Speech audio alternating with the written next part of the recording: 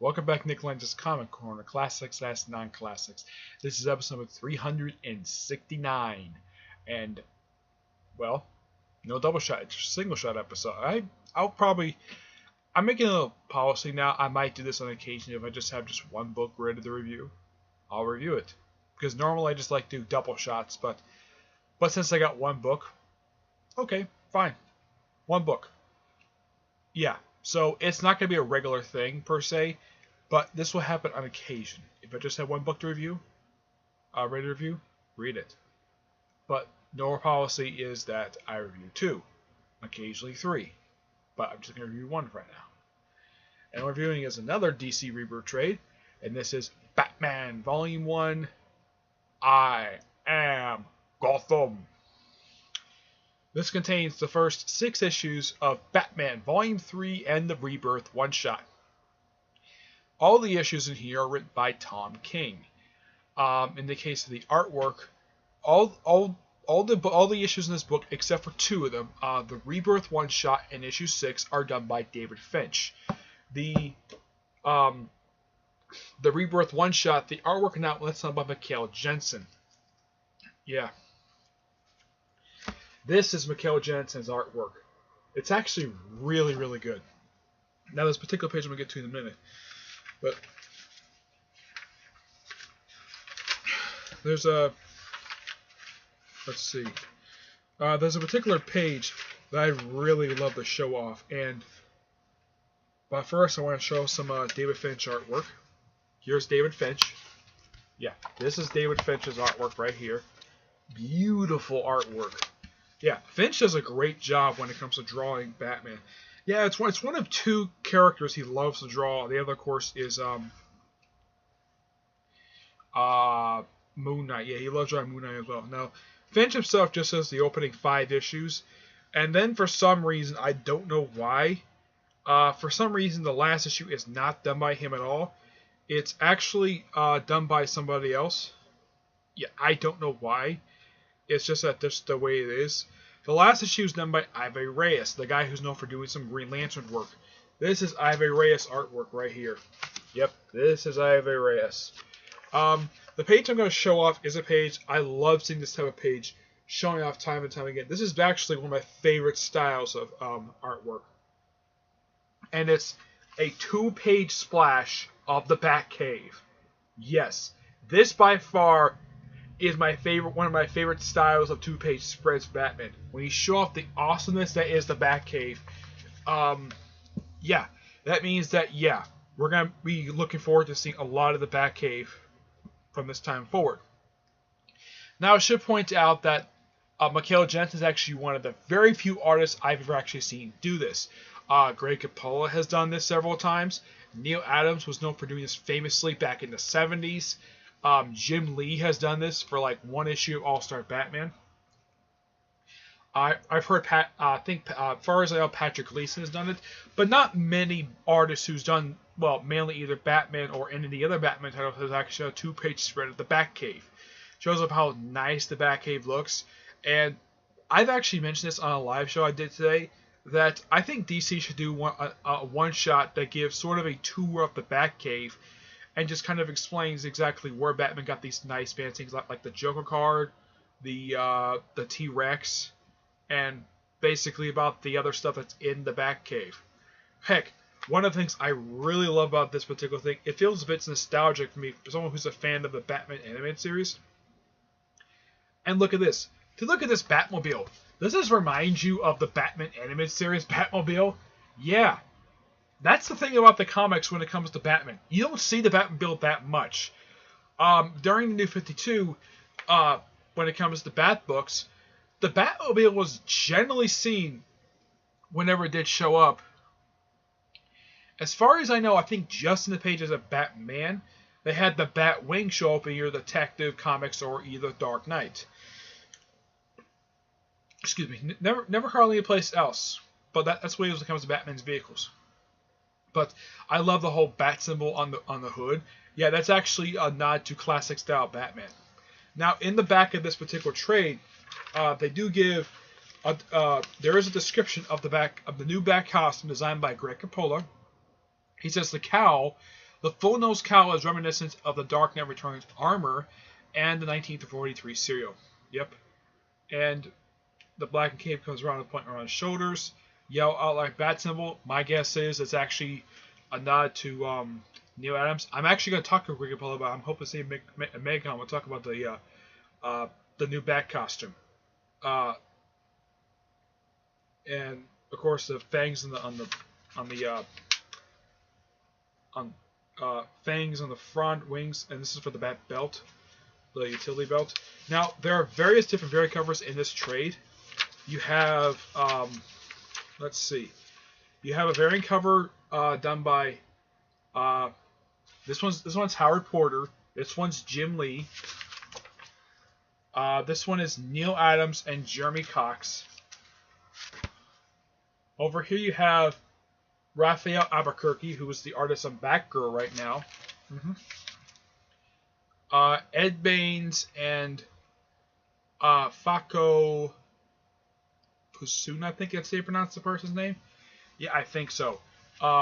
Here's one done by Lee Bajamo, who is known for doing Batman Noel, and he also did the Joker one-shot. He also did, I think that's it. I believe this guy also did the We Are Robin series. He wrote that series. I don't believe he did the artwork. He wrote it. Here he's doing Suiciders. Here's a cover by Yadra, and of course, Pasuda. Now here's sort of a classic cover done by Tony S. Daniel, Sato Furua, and Tamu Mori. Yeah, this is sort of a classic style cover. I don't know what this cover is a nod to, but yeah, it's a beautiful cover done by Tony S. Daniel. Yep. You have Gabrielle Delito, who does this wonderful cover of Catwoman. On the right is the Dotsons, Terry and Rachel Dotson. This is one of their variant covers. Yeah. This here is Raphael Gurmurka, I think it's how you pronounce it. Yeah, I think so. This one over here, now I look at the cover and this looks like a nod to an old Golden Age cover. I believe to a cover from, I think one of the ones from Detective Comics, I believe so. This is done by Tony Harris. I believe, yeah, he's one of the artists who did Starman. Yep. You have this one here done by Tyler Kirkham and Tamu Mori. Yep. Now this cover right here, this is reminiscent of a cover during Jim Starlin's run for Batman back in the late 80s, during early 400 issues. I'm not sure which one it is, but it's a cover when Jim Starlin was writing the book. The other is I know this because I actually read the issue. I think it's issue 411. I believe this one is. This is one not too. This one's done by Barry Kitson and Marlino D'Encino. Yeah, that's who does this awesome looking cover. Then you also have Stanley Agram Liu. This one's Jay Lee and Jun Chung. And Lasuna. Gilliam March, who did an awesome artwork run on Catwoman. Philip Tan and Elmar Lasutos, I think it's how you pronounce the person's name. I think so. You have this one here is done by Michael Turner and Peter Stringwood. Yep, that's who does this cover. Yeah, it kind of feels like a classic style back cover. Scott Williams, Alex Sinclair. I believe these were the artists who did, I think they're old classic Batman artists from pre-Flashpoint. And then you have the last 1, 2, 3, 4, 5 covers done by the awesome Tim Sale. Here's the first Tim Sale cover. The second. Here's the third. The fourth. The fifth. Actually, it's 6 covers. Yeah, 6 covers. He doesn't do the Rebirth one. Okay, now the story for this one is that... Excuse me. Now, I should point out Scott Snyder, he did the Rebirth one-shot for Batman. Of course, later on, currently he does All-Star Batman, and I believe he does Witches, and I think he does American... I think he still kind of does American Vampire, though has American Vampire comic the last couple years. But, yeah. The story for this, well, first, the Rebirth one-shot is just simply, when you look at the Rebirth one-shot, it kind of feels like a setup for stuff to come in the All-Star Batman book with a little bit what's going on in the main Batman book. While in the case of the I Am Gotham storyline, in the very first issue, introduces these two people, which I'm going to show the back cover. You have Gotham and Gotham Girl, which I heard one person refer to these two as a ripoff of Superman and Supergirl. Except these two are brother and sister. Yep.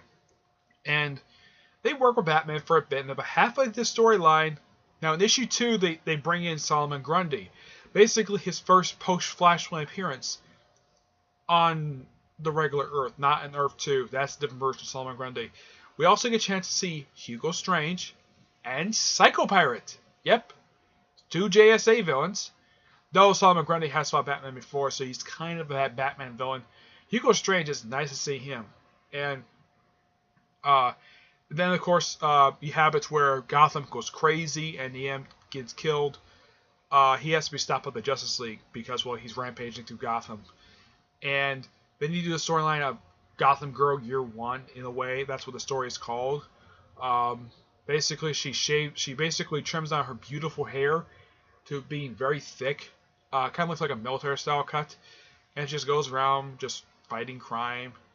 And the thing kind of ends with a setup for the I Am Suicide storyline, which comes right after this. And also, there's also a small setup for the Monster Men storyline, which happens immediately right after this. Overall, this is one fantastic story. Now, I should point out Tom King does, even though he does do setup, he's actually one of 2 writers I've ever seen do this for Batman. The only other writer I've ever seen do this where, as soon as they start their run, they have seeds planted for other stories later on, and that's Grant Morrison. He was noteworthy for doing this for his 2-year run on the Batman title. Yeah, he did this for 2 years. Yep. So, what rating do I give this book? This book is amazing. I give it 9.5 out of 10. Awesome. Highly recommend people who are, especially even our Batman fans. Yeah, so pick it up. Alright, that's it for this episode. Stay tuned for the next episode, which is episode 370. And yes, it will be a double shot next episode, okay? Until then, I will see you there. Bye.